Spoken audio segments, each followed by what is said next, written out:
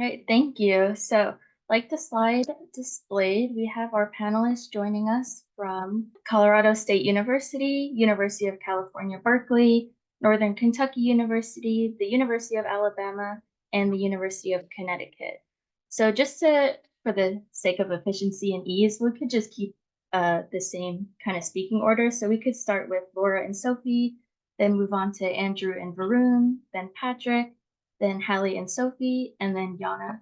So for our first question, would you guys like to just start with a brief little description about the focus of your journal, your role in your journal, and then one goal that you have for your journal? So we could start with Sophie and Laura.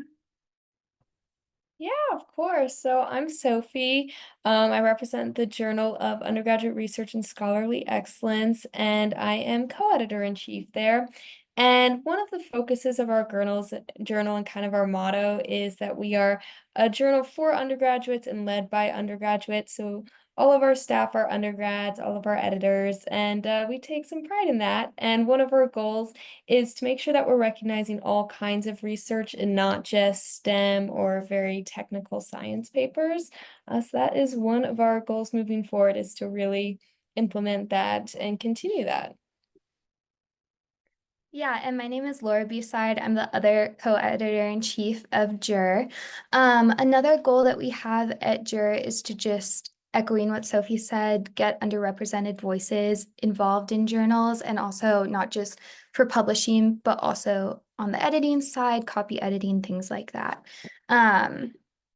So yes, that is a little bit about JUR, and we're based out of Colorado State, and we are a Library of Congress recognized journal.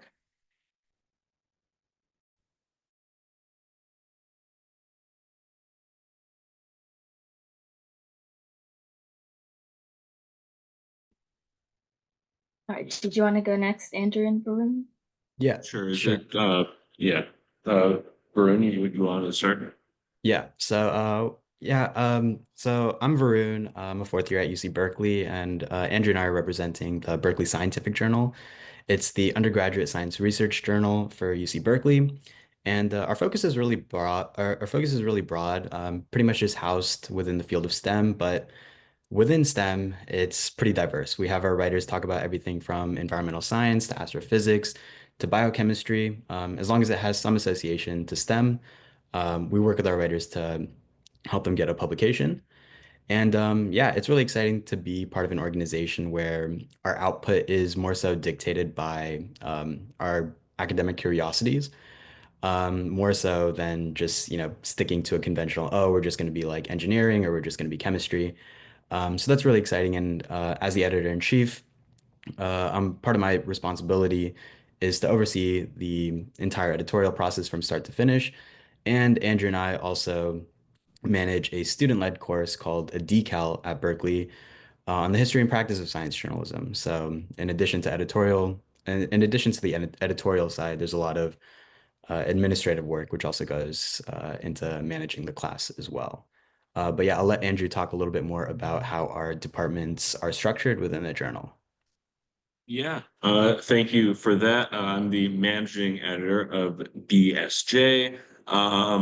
And our main goal at BSJ is to communicate the science that is going on to the general Berkeley, to the community here at Berkeley. And that focus is made on the research coming out of Berkeley. But since COVID, we have had students branch out to other regions using Zoom as a means. But how our journal is formulated is we have features, then we have like interviews where you get to interview professors about the research, as well as short form blogs, all of which allow students the opportunity to really take a deep dive into pretty much any area of STEM that they are interested in. Great, thank you. And Patrick? All right. My name is Patrick Hare. I'm actually faculty in chemistry department at Northern Kentucky University. I'm founder and editor-in-chief of our journal, Nýsa. Our focus is really broad. It is any student research and scholarship, undergraduate or graduate at our institution. My role is a combination of cheerleader. I think I heard someone earlier in the sessions describe it, which I like. That is a lot of what I do. A lot of recruiting for student editors, for cover art, for copy editors, if we can have that, and then reviewers as well.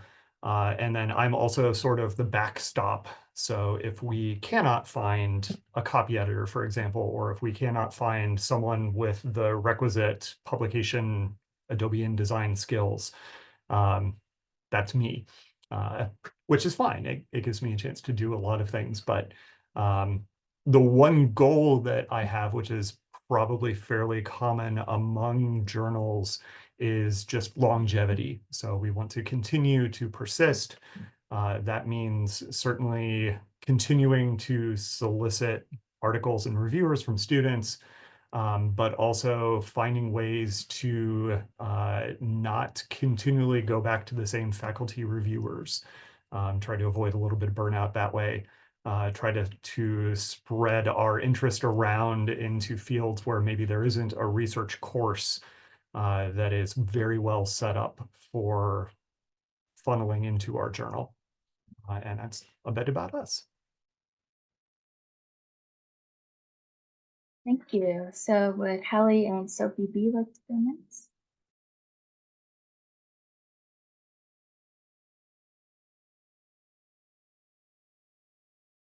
Hi everyone, how are you guys doing today?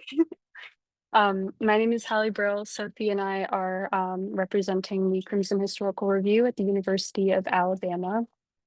Our journal focuses largely on uplifting historical scholarship, not just at the University of Alabama, but nationwide and sometimes even across the world. The Crimson Historical Review was founded in 2019, and it was originally established to specifically uplift our own historical scholarship. Something that's sort of unique about our history program is that you have to author original historical scholarship to get your degree. And so people consistently in our program were creating original work, but it was not being revealed to the rest of the world. There was no outlet for that. And so it was founded to do just that. And over time, it expanded to include other universities, other authors, which is great. And that's something that we're working on right now.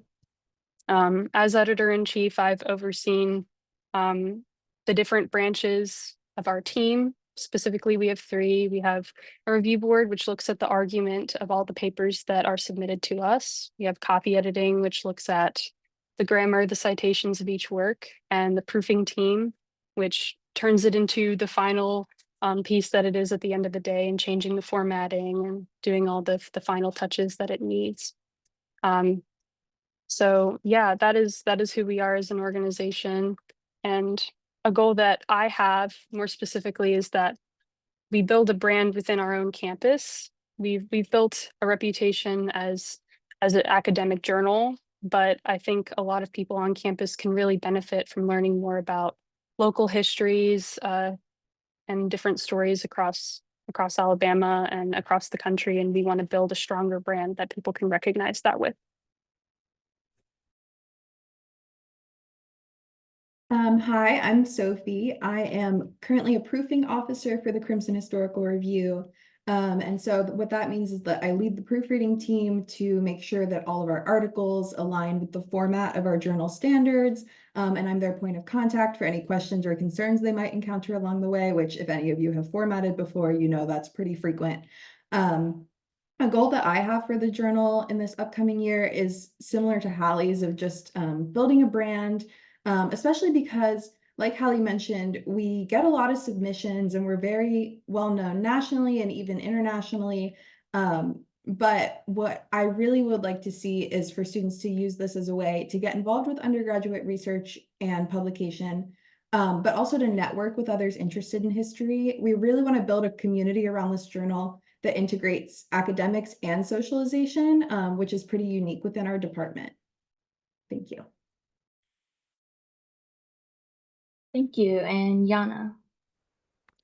Hi, everyone. Hope you're all doing good. My name is Yana. I am representing the Undergraduate Political Review from the University of Connecticut. So I got to serve as an associate editor this year, as well as also a writer. And we are celebrating our 20th edition of our political review. So a little bit about our journal is we are also very broad and open-ended, but we focus on issues with politics and dialogue around that. But we also allow students of any major, of any background to apply to write for our journal, and really we like to take an innovative stance on any kind of topic that intertwines with politics. For example, we had students this year write about the impact that music had on the 2020 election, which was actually very cool. And so, yeah, we have a really broad base of students of different backgrounds, and they don't have to be political science majors, which is something we really pride ourselves on because we enjoy having dialogue with students that come from different backgrounds. And one goal that I have for our journal this upcoming year is to really build up our brand. Now that we've had 20 editions of it, I'm really looking forward to seeing how our peers utilize the political science review, and also, seeing it be cited in other academic works, whether it be within our peers or beyond the University of Connecticut. I think that's a goal that I have for our journal. Great, thank you. So it seems like we have a really good mix of journals from all different disciplines. So I think that would be really great. So for the first question I have, and we could start with the same speaking order. How does your journal support or enhance undergraduate and graduate research at your institution? So if you wanted to go first, Laura and Sophie. Yeah, so we focus solely on enhancing the undergraduate community. The only places where graduate students would be involved is within our peer review process if an article is accepted and goes into that. But we do focus, like I said, on the undergraduate community. And a few ways that we do that is we work with programs such as CIRC, which is a Colorado State program that stands for Celebrating Undergraduate Research and Creativity. And it's a showcase which highlights undergraduate work. So we help them with that whole process leading up to it. And we also do some marketing for our journal within it. So hopefully we get submissions because, like we said, we basically accept most things. So we also are comprised solely of undergraduates. So our staff is all undergrads. And this isn't just limited to Colorado State. We also have staff from other universities, including international universities.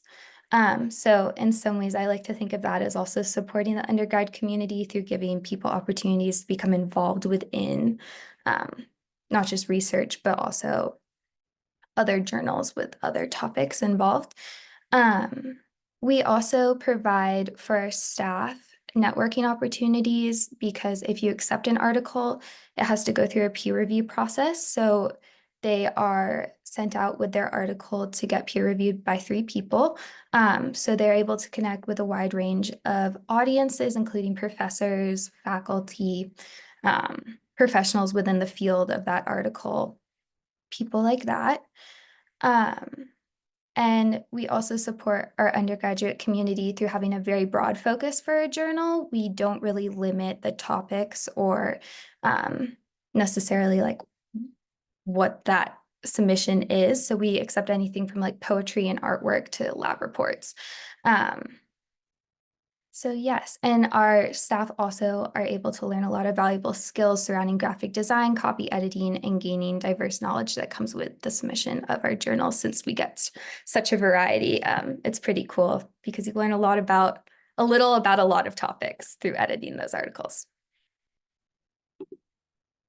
Yeah, and I'll just tag on to that because we have that breadth of articles. We get a lot of our editors, like Laura said, like learn a lot about a lot of different topics. And then we also have these interdisciplinary like connections coming in between those. So someone in a completely unrelated major from a research paper they're editing can learn a lot about that, but then also make connections to their own field. So that's one way that we help with kind of enhancing our undergraduate research. And then another thing we do, just like on a technical level, is that CSU offers a certificate for research students. It's called Mentored Research and Artistry Distinction. And one of the requirements for that is that students have to submit for publication.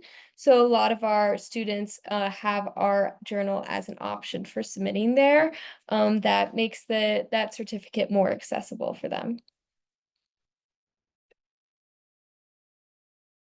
Yeah, so for the Berkeley Scientific Journal, I think like Laura and Sophie mentioned that you guys were pretty much composed of undergrads. At the Berkeley Scientific Journal, we're pretty much undergrads as well.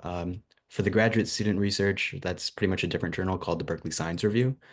But again, we're by undergraduates for undergraduates, and we're specifically focused on our undergrad population.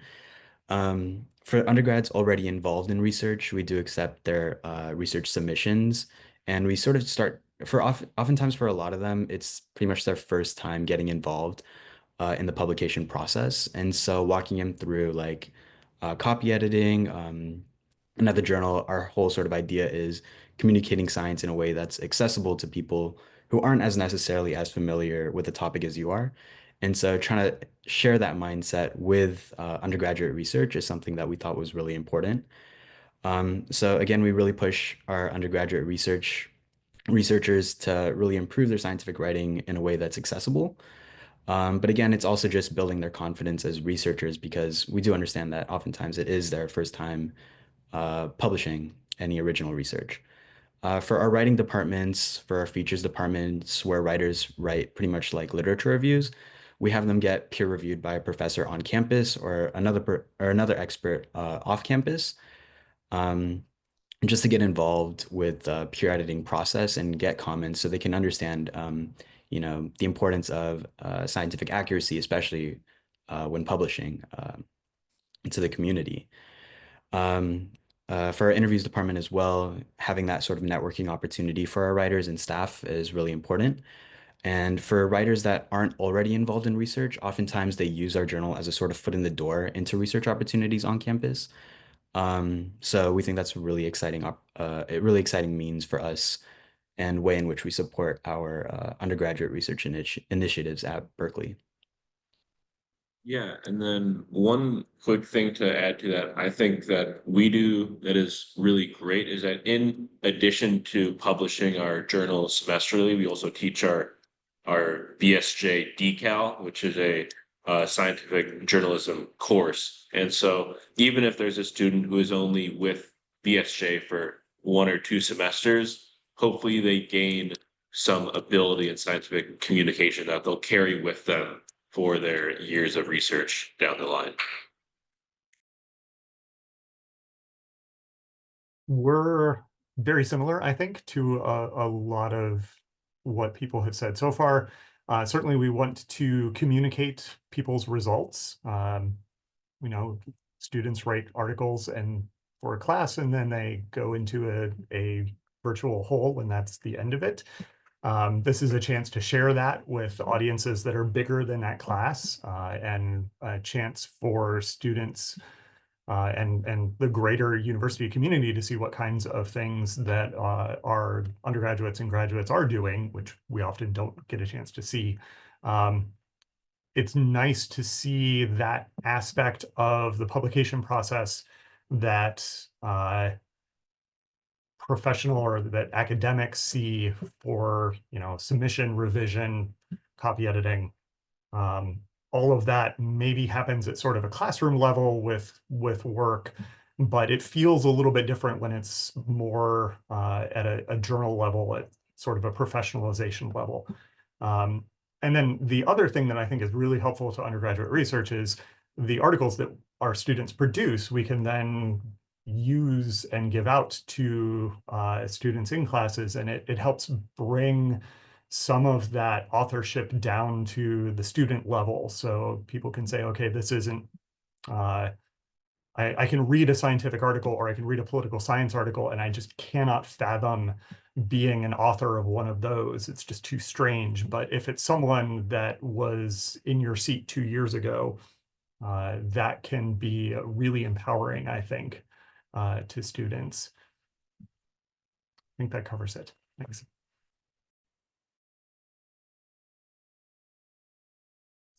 Yeah, so with the Crimson Historical Review, again, we're also comprised of undergraduate staff members, and we publish undergraduate work.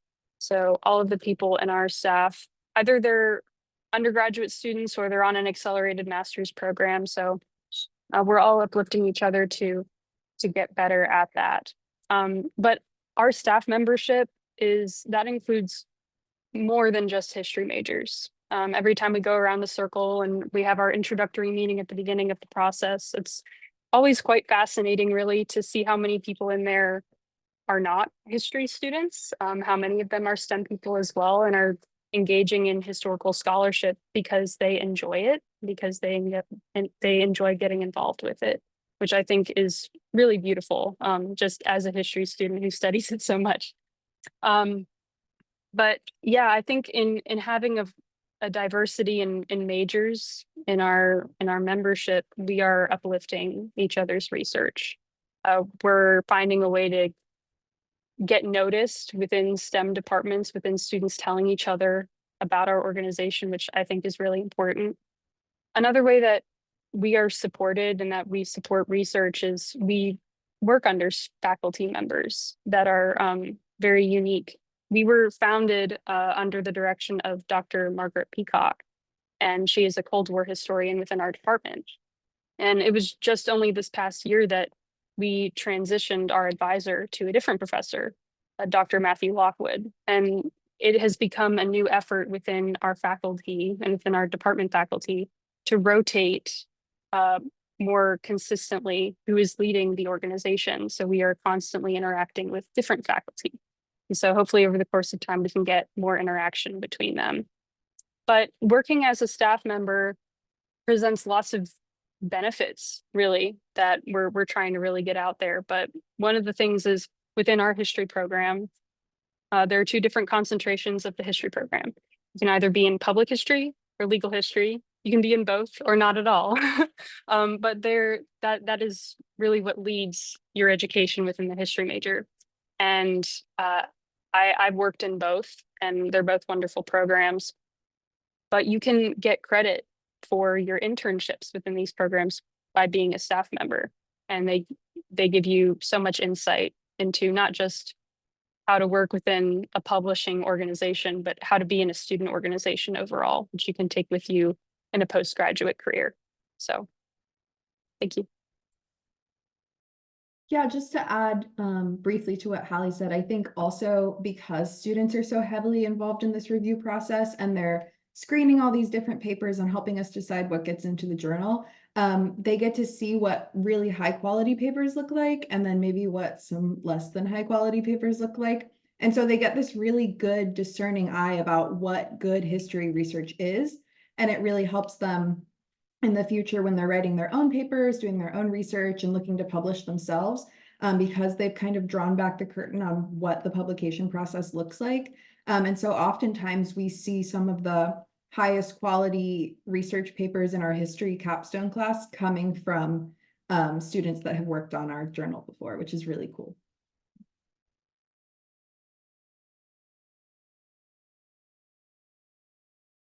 So for the undergraduate political review, just like other journals here, we are also undergraduate run. So we have 7 associate editors that are all undergraduate students, and our 2 editors-in-chief are also undergraduate students.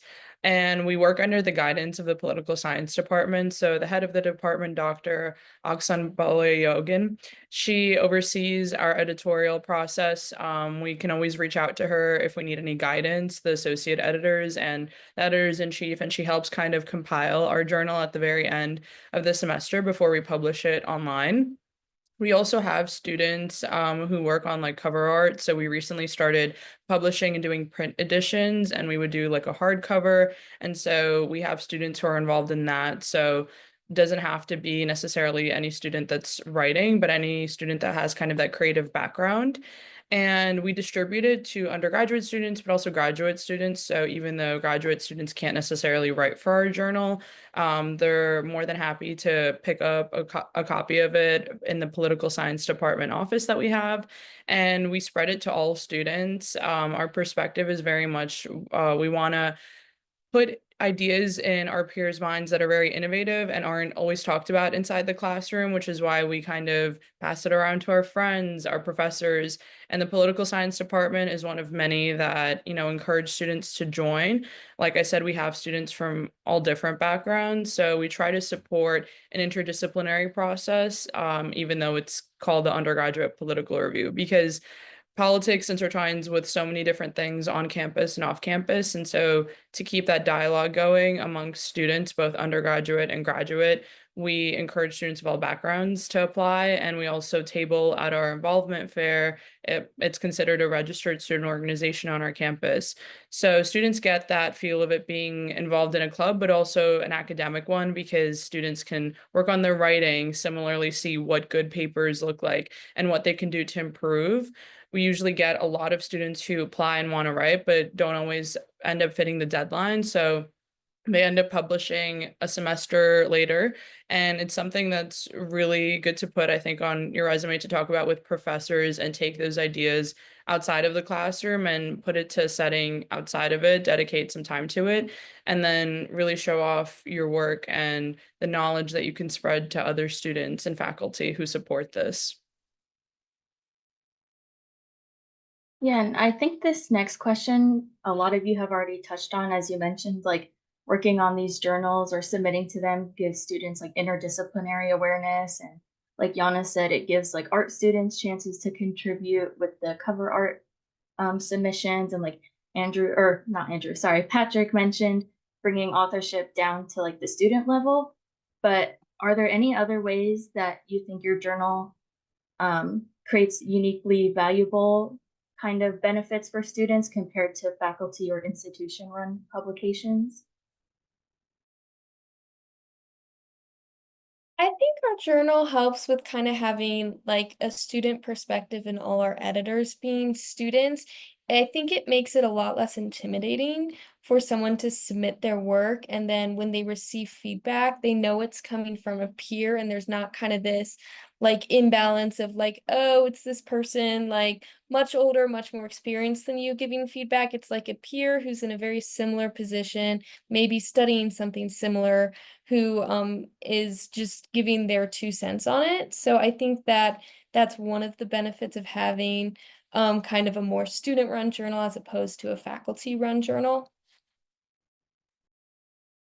Also, quickly adding on to that, I think not that we have more leniency, but we have more understanding of what students are going through based on the time of the semester. Like during finals week, we expect to have slower response rates from the people who have submitted to our journal, things like that, that I think faculty or institution-led journals don't necessarily always have in the forefront of their mind, since we are and we do advocate that you are a student first in JUR and an editor or editor-in-chief second. We are all I think, very compassionate towards the students that are submitting their work to us.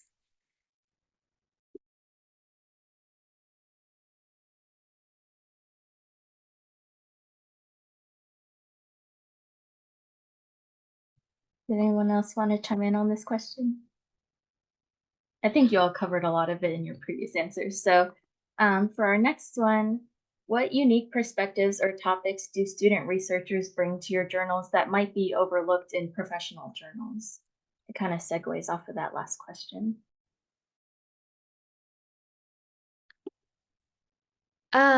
I think that a lot of perspectives that come from students are a little bit more unique and they may be like less developed, but that gives more room for our edits and suggestions to maybe be more valuable and have more of an input into their articles. So I've found at least that communication with editors has been a very fluid process in which because some of those ideas don't have as much like years of experience backing it necessarily, they're a lot more willing to work with you and also adapt it to maybe an even better idea or improving upon something, which I think is really valuable and is a good skill to take into future careers and later in life after you graduate. And then I also think that student research is also somewhat of a gateway into publishing outside of the university. So going through the process of like submitting your research or an article to a journal makes it a lot more likely and less daunting to actually submit it once you've graduated, and is like a good basis to start off on that. Yeah, I think Laura touched on everything there.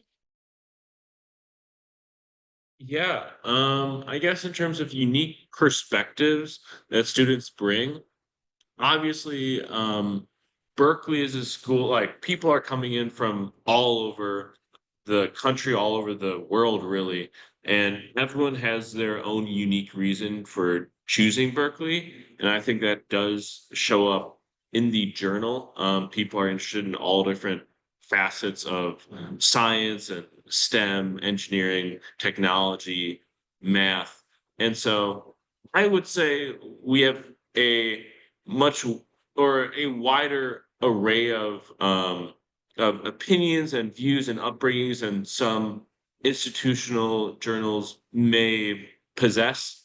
And then also to that point, I feel like our journal each semester is kind of a mirror image of the interests of the student population at Berkeley at that current time. And so it's kind of a nice historical record for to look back and see like what were students in fall of 2023 really interested in.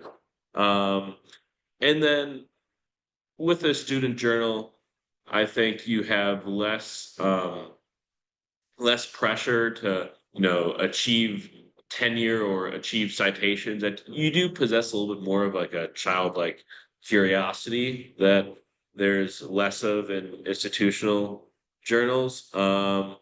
And so yeah, I think those are some of the perspectives that is brought.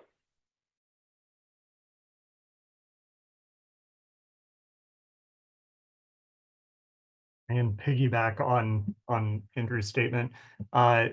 Certainly one thing that really comes out from our students publishing is a lot of what is submitted is passion driven. It's what students are really interested in. They're doing the research because they're just captivated by it. And that is maybe not as obvious necessarily in professional journals where yeah, we're publishing because that's our job.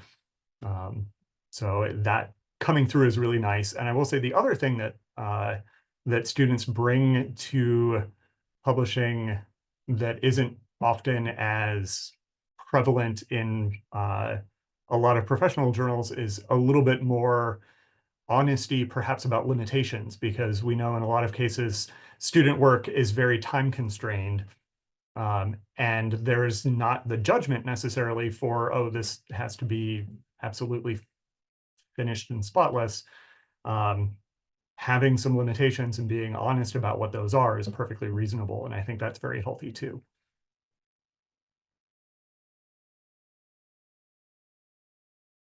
I know we were talking earlier about having a supportive environment and how we understand where our authors are coming from. We understand where our staff members are coming from in terms of prioritizing our education and everything like that.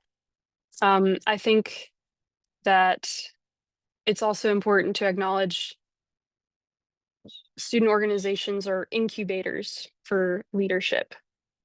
It's not going to be like perfect the first year that you do something. These organizations are meant to get people better at doing things, to prepare them for the professional world. And so it's not always going to be the most perfect thing in the world. You're going to learn so much more about yourself professionally and personally in college as an undergraduate. And these journals provide an avenue to do that in a more productive manner. So I think the perspective of student-run organizations is that you are you're using a supportive environment to head in that direction.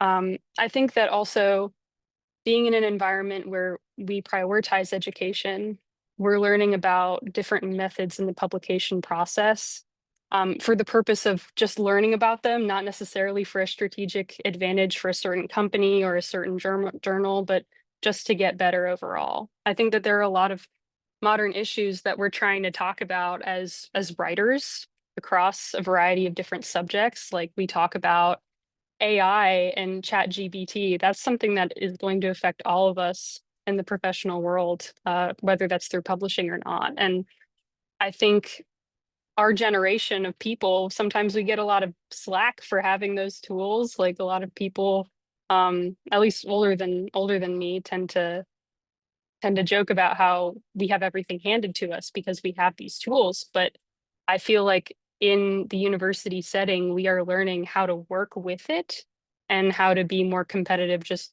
overall with those tools. So that's my take on that. I think what a lot of people have kind of mentioned already is that because undergraduates, maybe don't know everything about their fields and they aren't as entrenched in debates that have been going on in their fields as much as like more seasoned academics are. They often come in with like these new, unexpected kind of innovative questions that when you've been in the field so long, you sometimes don't think to ask. And so that's a really cool thing to see. And then also specific to the history element of our journal, we get a lot of papers about local histories, just because those are the materials that are usually more accessible to undergraduates.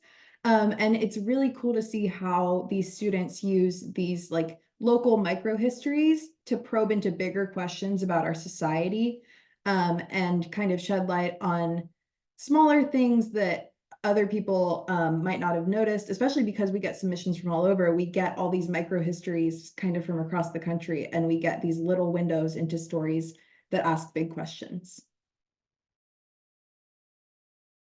Yeah, I think something that's already been mentioned is because students come in with this like curiosity, I think it's a great incubator for innovative pieces of work.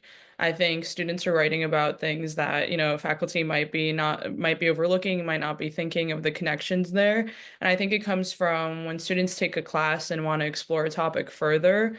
I think that's where the ideas kind of start. And then you join an undergraduate run journal and you kind of start to realize what are the limitations about writing such a piece. So, we have students that join their first year and write like an opinion piece, but then you have associate editors who have been there for multiple years and kind of know what a journal article looks like and kind of help those students guide them and really shape a piece that's not opinionated, but is informative.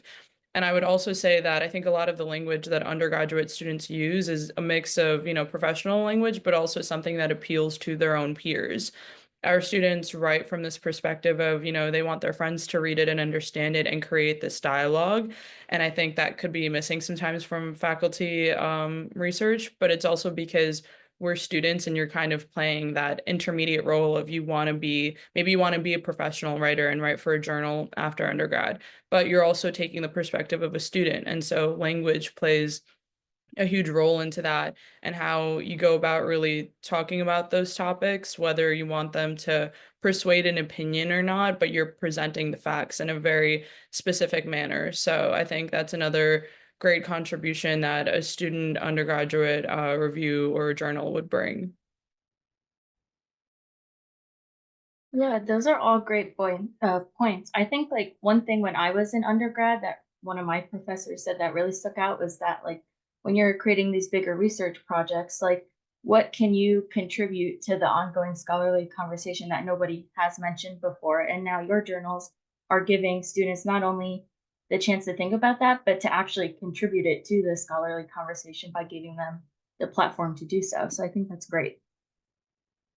So for the next question, some of you touched on this already too, but in what ways do student journals help students refine not just what they research, but why they research? I can definitely start with that.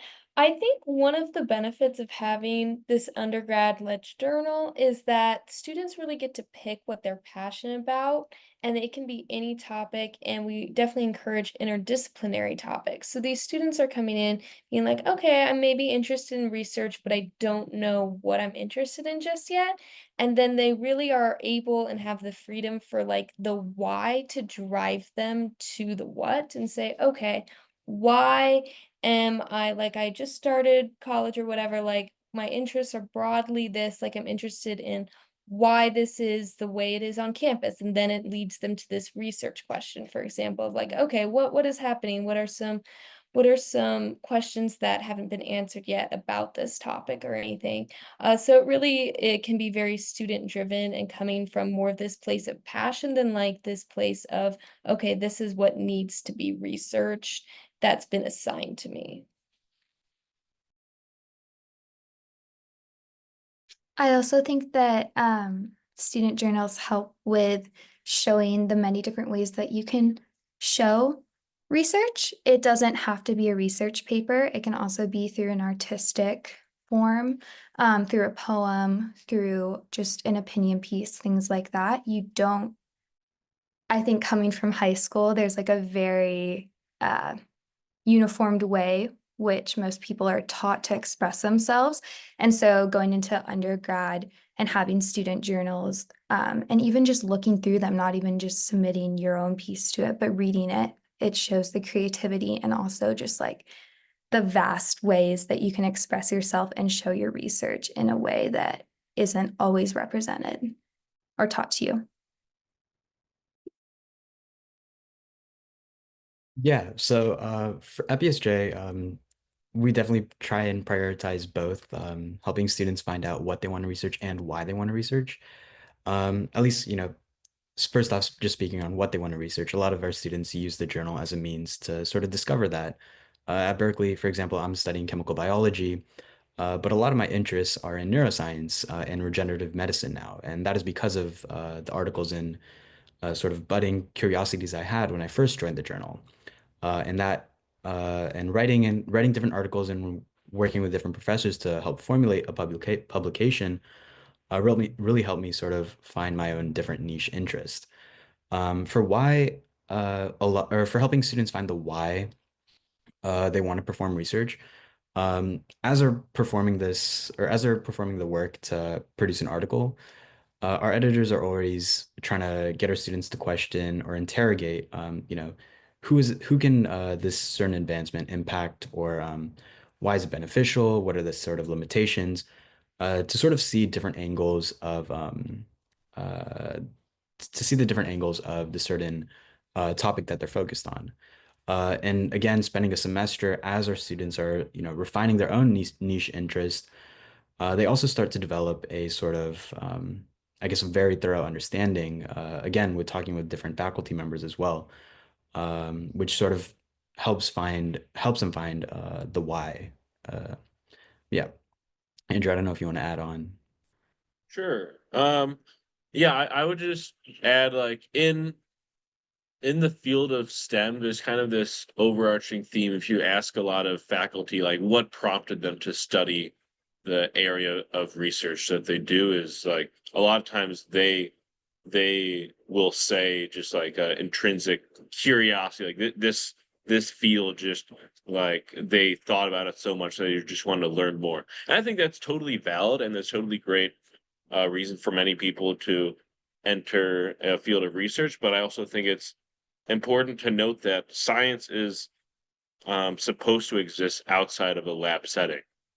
Science is supposed to better people's livelihoods and improve society. And so I think that's one of the things that we help highlight with BSJ is the connection between science and society and how the two interplay and each influences the other. I'll also add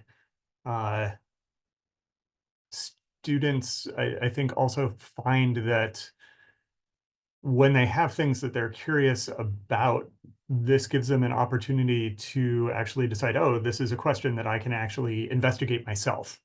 and empowering them to actually undertake the research just based on possibly curiosity or running across questions that don't have readily available answers is really useful. And then I'll toss a little tiny how out there as well that I've also found really intriguing and very helpful, I think. And that's things like carrying out the research, maybe, for example, in psychology, where IRB approval is really important. And that's not something necessarily that comes through in classroom research necessarily, but is something that is intimately tied to sort of the research process. Understanding, okay, this is publishable work now. This is why we need to take these kinds of things seriously.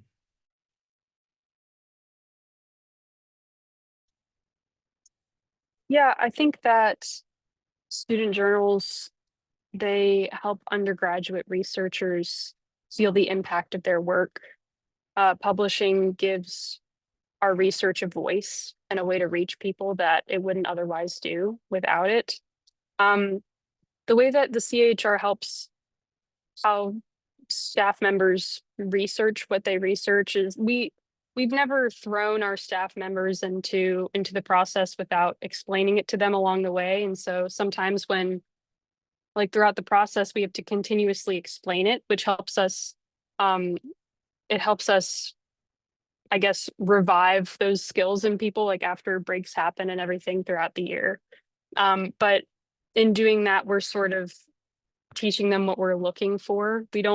As a journal, we don't exactly help with figuring out how to research, but more how to read papers, which sometimes translates into how to write them. But that is largely what we do. We offer lots of like how to read a paper, how to copy edit, how to proof, and go along those lines. But I think overall, like, undergraduate work in terms of academia feels a little like underestimated a little bit in a field where sometimes you feel pressured to get a master's degree or a PhD in order to feel relevant in your field. It can feel like, as an undergraduate, when you're pouring yourself into this work, it might not feel as legitimate if you don't publish it, which is largely untrue, right? But publishing with journals, publishing with brands, gives people the incentive to keep on going, to keep on doing what they're doing, and to propel them through the chaos that is the real world and the academia of the real world. So. Yeah, and just to add on to that, I think that publishing and even like working on a journal and realizing the potential of publishing helps students realize that they're not researching in isolation. They're ideally contributing to this larger conversation. Like for me personally, I've used articles from our journal before in my own research, and I was like, oh, like this research is a living thing that's in a public journal, like people are using it and thinking about it. And so it helps students like understand that while their research hopefully is personally fulfilling, it also can hopefully like aim to contribute to and maybe even raise the bar for their field. Yeah, going off of that, I think working with other undergraduate students, like within our review, we have associate editors that are undergraduate students. When we have a new student that joins the journal and is like looking for what they write, like why they write it, I think being able to talk to, again, another peer reviewers is very helpful. I think it's a lot different of a process than if you're going to a faculty member or you're just trying to get on a research project because you really want to help a professor publish a paper. I think this is very much the student is in control and other students are around them, supporting them, giving them some sort of advice, because our associate editors have at least like 1 semester worth of experience publishing in the journal, and being supportive throughout that process is very helpful. And I'll also say what we did specifically this year is we connected with our alumni who published the first ever undergraduate political review. And we had a panel where they talked about how the skills that they learned in publishing in undergrad translated to their careers now, and gave students a way to look forward to how can we apply our ideas beyond just, UConn or just writing for the journal, but how can we take these ideas and apply them to the professional world, and what could a career look like within the realm of this writing. So I think it's a great way to foster engagement in the journal itself, but also think about the future and what our students will be doing after they graduate, after they've published a couple papers for the undergraduate political review. Great, thank you. So I see we have one question in our Q&A, so I want to make sure I leave enough time for it. So Emmy asks, I would like to hear more about how journals can connect and take advantage of institutional requirements. For example, the certificate which was mentioned, the drive for the founding of the Historical Review, or the course which BSJ runs. Who would you recommend reaching out to start collaborations or efforts such as these? How do these opportunities get started or continue? So anyone feel free to chime in. Yeah, I can speak to the certificate a little bit.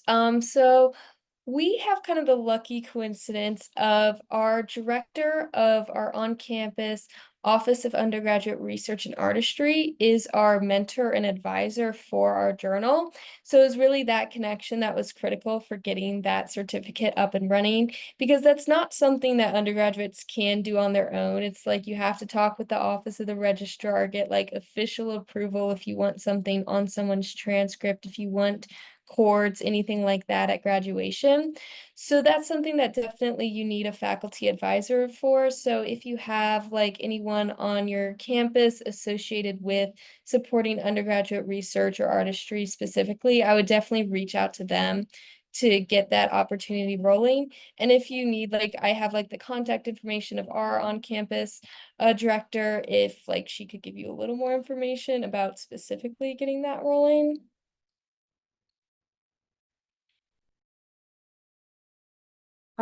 To go off of that, I totally agree. There's so many benefits, like so many benefits of just being a registered student organization that can help you financially. We use, let's see, we use an organization called The Source, the Financial Affairs Committee, and it requires lots of coordination trying to, if you have like social events as an organization, if you want to, have pizza, or we had a movie night recently. I mean, if you want to have these things, it requires so much clear communication between the different faculty. If you get sponsors from, or if you get financial support from your department, it's so important to really use those. We used that to coordinate printing all of our backlog editions, which was so valuable. I think like over since 2019 previously, we just had a website and you click on a link and there it is. So the fact that we were able to create something that was tangible, like people could hold it in their hand and see that. If anything, like it gives you the satisfaction of knowing that you've contributed something, but also it creates an incentive to join and be a part of the organization if you know that you can, if you can have it in your hand and know that you've made a difference. So I would say definitely take advantage of all of the opportunities that your university will give you. And they might even have like other conferences, such as this one, or connect you with other organizations, Greek leadership, like the sky's the limit with these things, I think.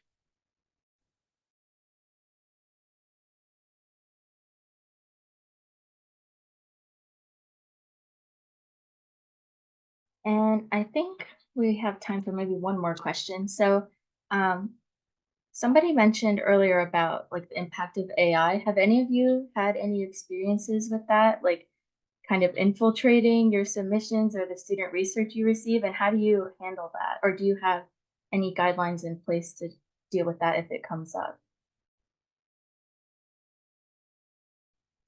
I think Varun and I can talk a little bit about this. I mean, as a student journal, our philosophy is like anyone can ask Chat GPT their take on like science, but like no one wants to read that in a student journal. So we have a pretty strict no use of AI to generate your writing. If you wanted to edit it, that's a different story, but still limiting that.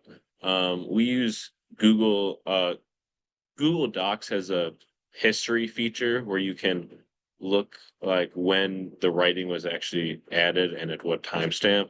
So if we suspect the use of ChatGPT, then we will like look back, and if a huge chunk of text was copied into their article in a very short time frame, then that throws some red flags up to us. But yeah, I think as of right now, it just makes sense as a student journal to limit the use of AI tools like ChatGPT to create writing. I don't know if you have anything to add. Yeah, just to add on to that, at least at BSJ, we take AI usage very, very seriously, and so the consequences are pretty severe. If our students are like enrolled in our course, for example, it just results in like automatic failure of the course and no publishing. So we try and make those our expectations very, very clear at the very beginning, and set that straight from the get-go to make sure that there's no issue further down the line. Of course, exceptions arise. I think sometimes we've had international students, for example, whose English may not be as good as native speakers using AI. And so in certain cases, we are understanding of the usage of AI. And again, it's a very new area. And so if any of you guys have had experience on the panel with AI usage sort of infiltrating your journal operations, we'd love to hear as well.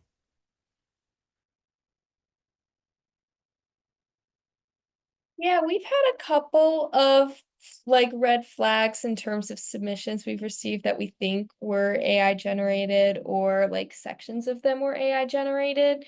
We don't have currently we don't have a strict zero tolerance policy because we're struggling to find an equitable way to enforce that. So right now, what we are working on creating as our policy is more of a disclosure statement. So if we choose to accept a piece, then we're working on creating a document and form that our authors will submit that has them disclose all the ways that they used AI, and then that will appear in the article itself. Is our current system, but we would like to eliminate it a bit more than that system currently allows, but that's what we're able to do at the moment. I think with us, oh, sorry. Oh, I think with us, the most that we can really do is lean on the faculty members that support us. One of the things that we do when we accept submissions or when we have a call for papers, we ask for, which professor they were working under, which university. We try and get as much contact information as possible. I would like to think that the crowd that we attract wouldn't use AI very closely.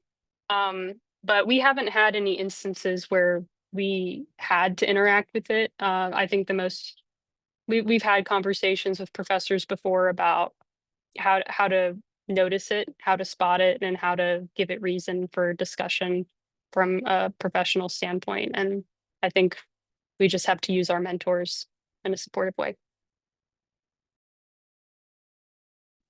Yeah, we also haven't had any, I would say like obvious infiltrations of using ChatGPT, but similarly to what other students have said is that the way that like our associate editors work is that it's like pretty, I would say like it's pretty easy to spot if somebody isn't fully like talking about their ideas, or we ask for students to expand on certain ideas during the first and second drafts. We also use Google Docs so we can kind of track and see. Same thing if students are pasting in blocks of text, and Microsoft Word, similarly, we track all our edits. So we hope we don't attract students who will just copy and paste ChatGPT, but we also don't discourage students from using it to at least compile sources and kind of know where to start because I think a lot of students may not even know what first source to look at. So using ChatGPT to kind of, again, spur that kind of innovation, but have their own take on it is kind of the stance that we've kind of unofficially taken, but we also haven't had the need to because none of our students as of now that have published have used ChatGPT. Yeah, it's a difficult thing to try to manage because it's hard to regulate in the first place, and then also to create guidelines is difficult because AI itself is always evolving. So you'll create a guideline and then it'll change, and then you have to update your guidelines. But was there anything you'd like to add, John, before we wrap up? No, nothing to add. Just that I think this was a great conversation, and I really enjoyed it. I was listening, and it's very inspiring to hear you all. I hope some of you might consider a career in publishing, and definitely keep publishing student work. And thanks for joining us for this. Yeah, thank you. I know it's a busy time in the academic year, so we really appreciate you all joining us today. So thanks again.